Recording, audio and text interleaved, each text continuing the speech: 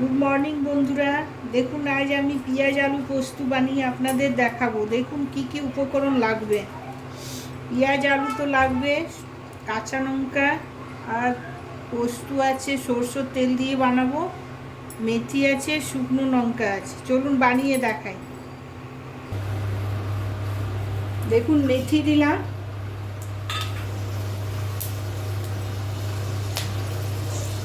শুকনো লঙ্কা দিলাম,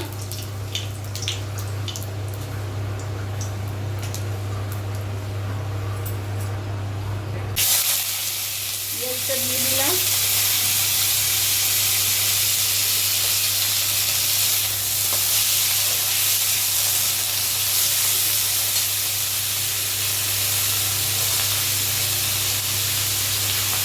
আলুটা দিলাম।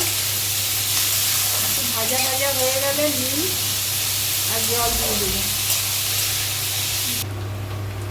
দেখুন ভাজা ভাজা হয়ে গেছে। এরপরে আমি নুনটা দিলাম, 1 চামচ নুন দিলাম।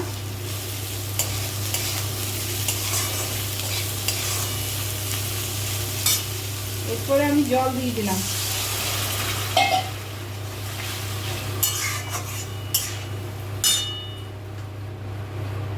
দুটো কাঁচা লঙ্কা দিলাম। এরপরে ঢাকাটা দিয়ে 5 মিনিট পর আবার আসছি। দেখুন 5 মিনিট পর এলাম।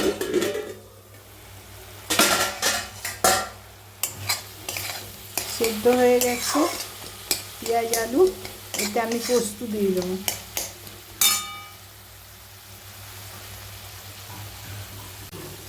পোস্ত দিলাম,